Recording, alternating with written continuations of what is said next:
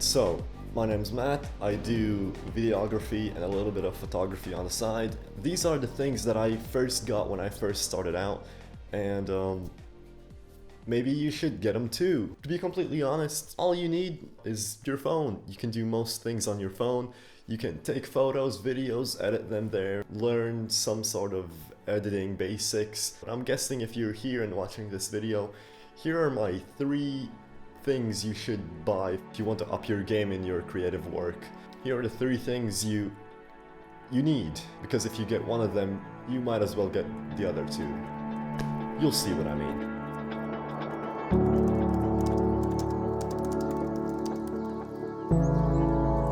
The first thing is not actually gear related.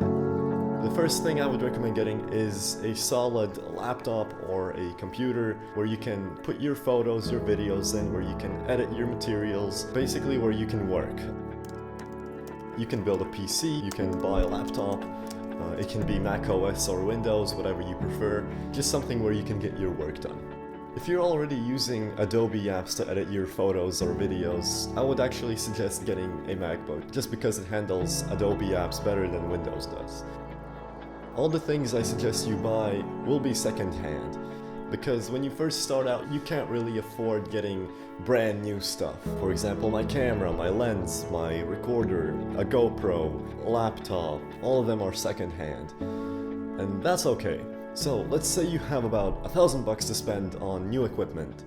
I would actually take half of it and invest it into your workstation, just because that's where you will spend most of your time. You get the point. Get a workstation.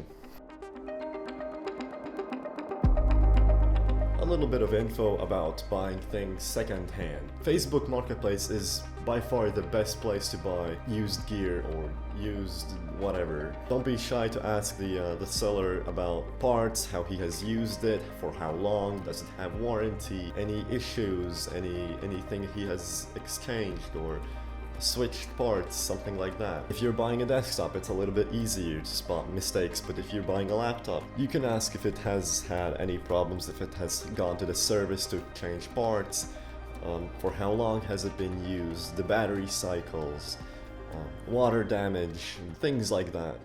Don't be shy, just ask. Let's say you bought a system for $500 and now you got $500 left. What do? Well, you buy a camera basically. Many people are using phones and have used phones for creative work, photos, videos, all that sort of stuff, and it's great, you can get good results with that. But to be honest, when I first got my camera, it felt completely different.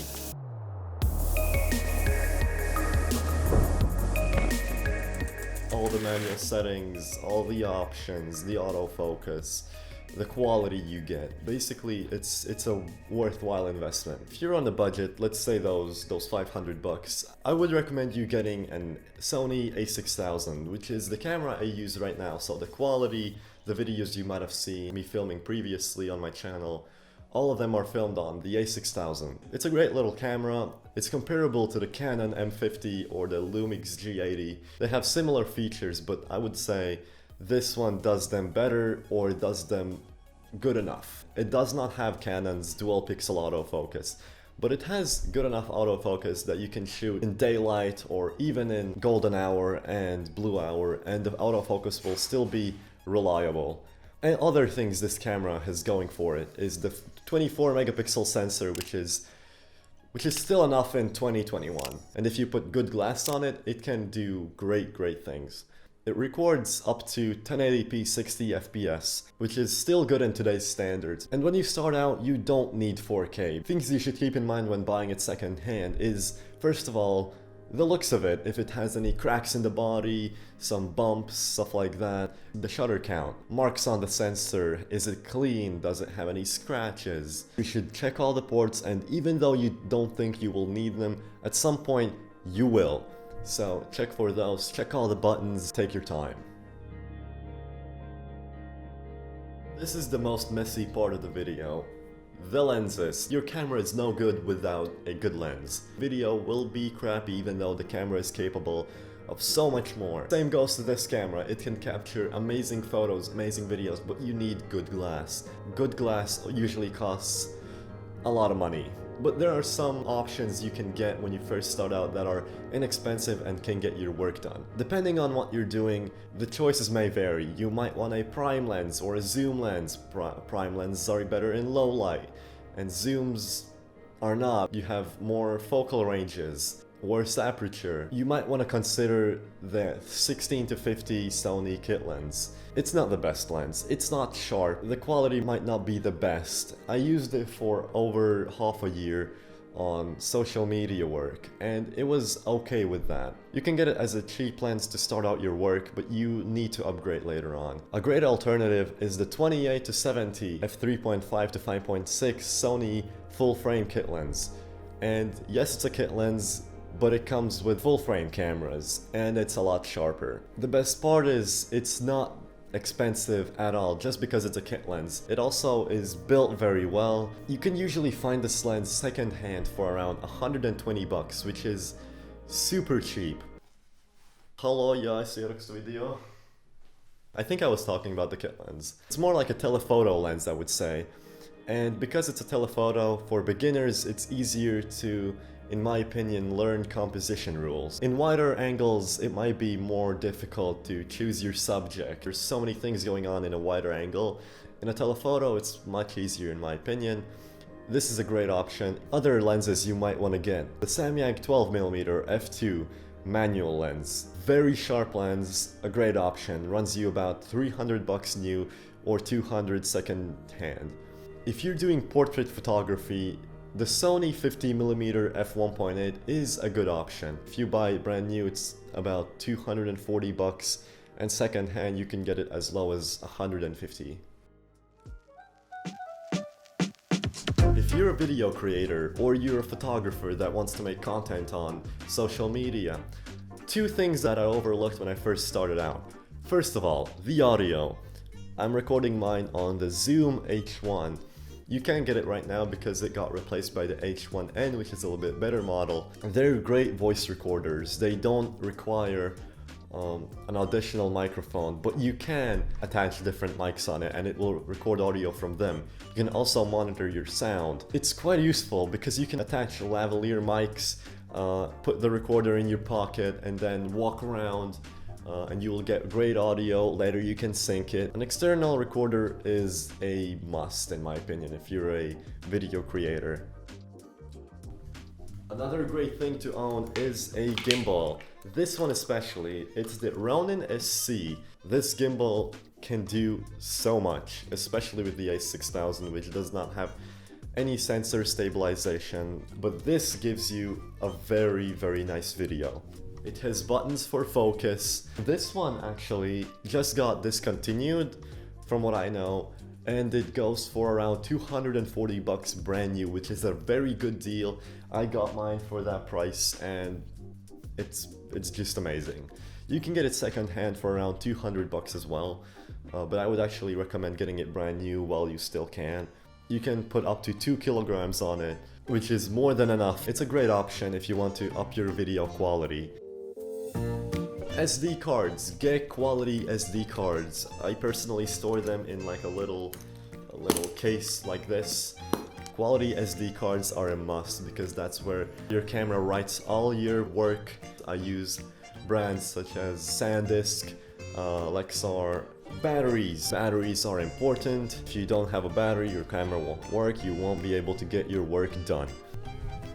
This little portable charger cost me only about 10 bucks. It's great, it charges 2 batteries at once, it charges through a micro USB cable so you can plug it onto your power bank. Great. A quality strap. Sometimes you might want to detach it. So something like a Peak Design leash, any of their other straps is a very great option. They have something other brands do not have, which is their amazing quick release. Their amazing quick release. I cannot pronounce this. So this is the red ring. It goes into this, pull, and it's locked in. It won't go anywhere. And only when you press on it and slide it out, it goes out. Just have it in your backpack. You will need it at some point. You don't want to put your camera with a strap on your gimbal. That will be just a mess.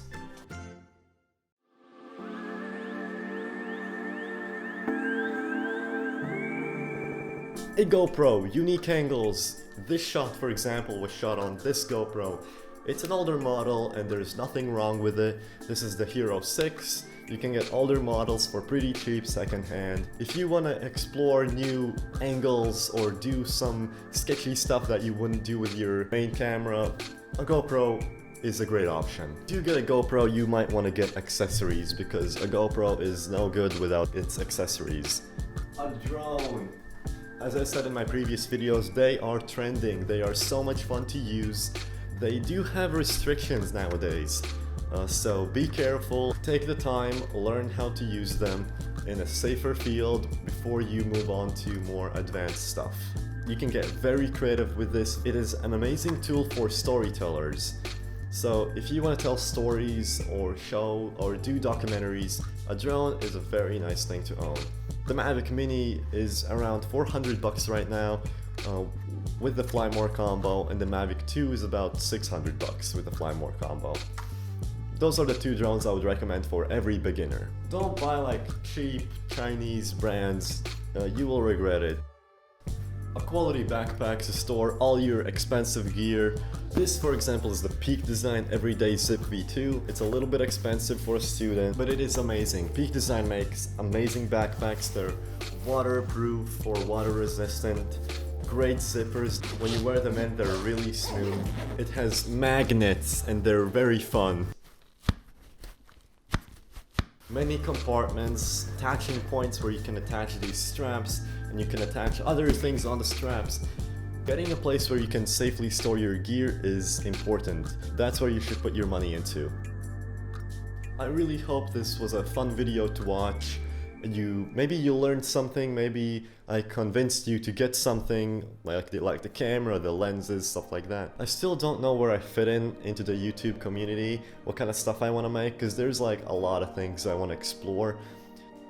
I might test out different ideas with my content, so be on the lookout for that. I will always try to make things interesting and entertaining for you guys. If you like this, please press the buttons and maybe write something in the comments you want to see, you liked, you dislike, and I'll see you soon. I'll just have my tea.